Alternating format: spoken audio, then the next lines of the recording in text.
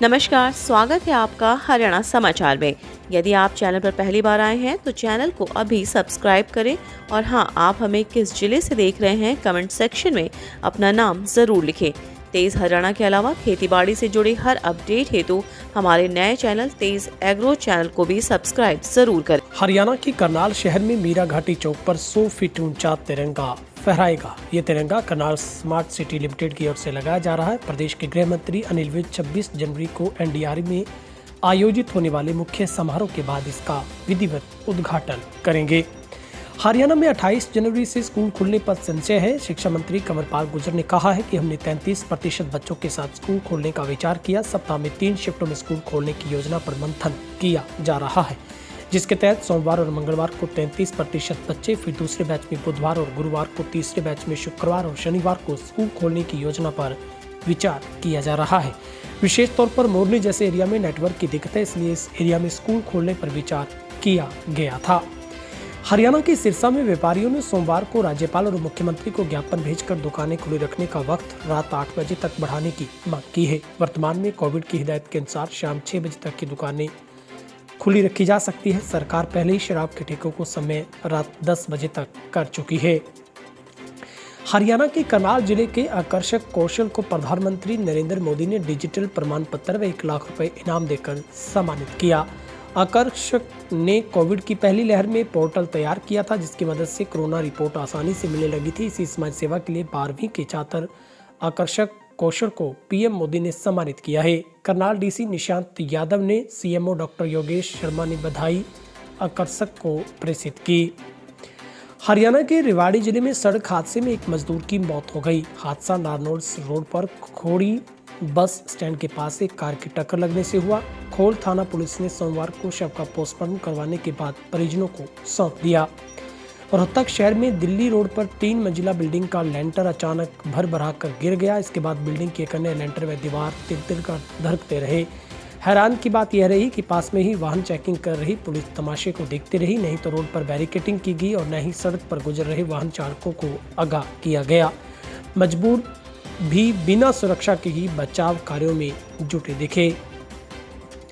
JJP का विलय Bharatiya Janata party में होगा या फिर इंडियन नेशनल लोकदल का फिर जजपा में, इसको लेकर चौटाला परिवार में छिड़ी बहस खत्म नहीं हो रही। इनेलो विधायक अभय चौटाला, जजपा महासचिव दिग्विजय सिंह चौटाला एक दूसरे पर प्रहार के बाद सोमवार को जजपा नेता डिप्टी सीएम दुष्यंत चौटाला के पिता अजय चौटाला भी इस लड़ाई में कूद पड़े हैं। इनेलो विधायक अभय चौटाला ने कहा था कि जजपा का जल्द बीजेपी में विलय होने वाला है। इसी बयान को लेकर डिप्टी सीएम दुष्यंत चौटाला का परिवार भड़क उठा। जुबानी जंग में इनेलो को लगभग खत्म कर चुका है। फतेहाबाद में पहुंचे अजय चौटाला ने यहां तक कह दिया कि इनेलो इतिहास के पन्नों में गुम होने वाली है। हरियाणा के झज्जर में एक युवक की गला रेत कर हत्या कर दी गई। उनका शव सोमवार को साहलवावास कस्बा के कनीना मार्ग पर पड़ा मिला। हत्यारों का अभी तक पता नहीं चल पाया है। साहलवावास थाना पुलिस ने मृतक के भाई की शिकायत पर अज्ञात के खिलाफ हत्या का केस दर्ज कर कार्रवाई शुरू कर दी। हरियाणा के फतेहाबाद के 2 गांव के लोगों ने ऐलान किया है कि 25 जनवरी को अपने गांव के स्कूलों में बच्चों को पढ़ने भेजेंगे। प्रशासन से अपील की गई है कि स्कूलों में स्टाफ भेजा जाए। ग्रामीण अपने स्तर पर स्कूल को खुलवाएंगे। ग्रामीणों का कहना है कि बच्चों के भविष्य से खिलवाड़ हो रहा है। हरियाणा के जींद में माजरा खाप ने शिक्षण संस्थाओं को बंद रखने के सरकार के फैसले की मंशा पर सवाल उठाए। खाप ने कहा है कि कोरोना के नाम पर सरकार बच्चों को अनपढ़ रखने की साजिश कर रही है, ताकि कारपोरेट के लिए सबसे सस्ते मजदूर पैदा किए जा सके। माजरा खाप के प्रधान ने कहा है कि जब बाजार खुले हैं, मॉल खुले हैं, रेलवे परिवहन सेवाएं जारी हैं, सभी सरकारी कार्यालय खुले हैं, तो स्कूल और कॉलेज क्यों बंद है।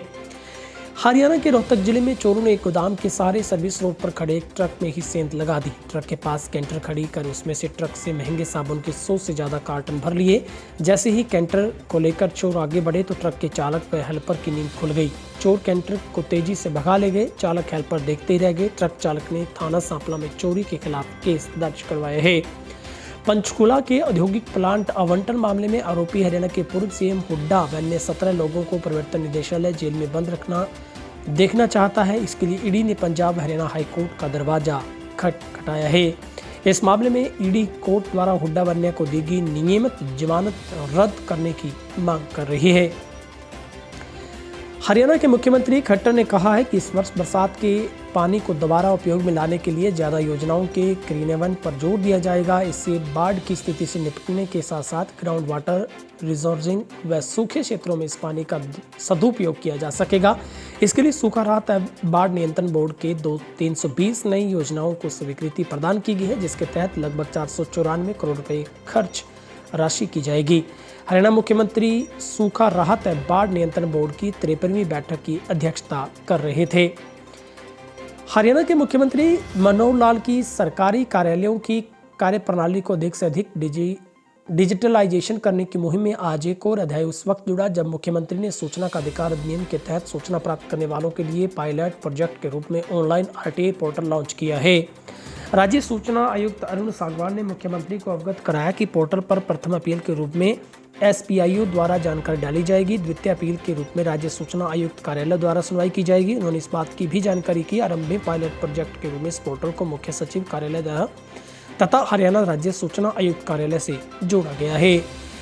मलिक खाप के प्रधान दादा बलजीत सिंह मलिक व मलिक खाप के कानूनी सलाहकार संदीप मलिक एडवोकेट द्वारा विवाद प्रसाद फिल्म के निर्माता व निर्देशक को कानूनी नोटिस भेजा गया है। शासन व प्रशासन के नाम ज्ञापन दिया गया है।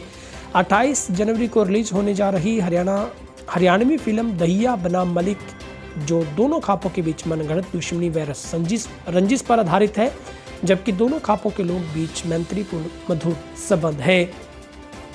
प्रधानमंत्री नरेंद्र मोदी ने सोमवार को वीडियो कॉन्फ्रेंसिंग के माध्यम से देश के 21 राज्यों के 29 बच्चों को प्रधानमंत्री राष्ट्रीय बाल पुरस्कार से सम्मानित किया, जिसमें सिरसा जिला के मंडल मंडी डबवाली से 10वीं कक्षा के छात्र तनिष सेठी भी शामिल हैं। इस पुरस्कार के लिए देश के 623 प्रतिभावान बच्चों को पुरस्कार के लिए चुना गया। विजेताओं को 1 लाख रुपए, मेडल व ब्लॉकचेन तकनीक के माध्यम से डिजिटल प्रमाण पत्र देकर सम्मानित किया गया।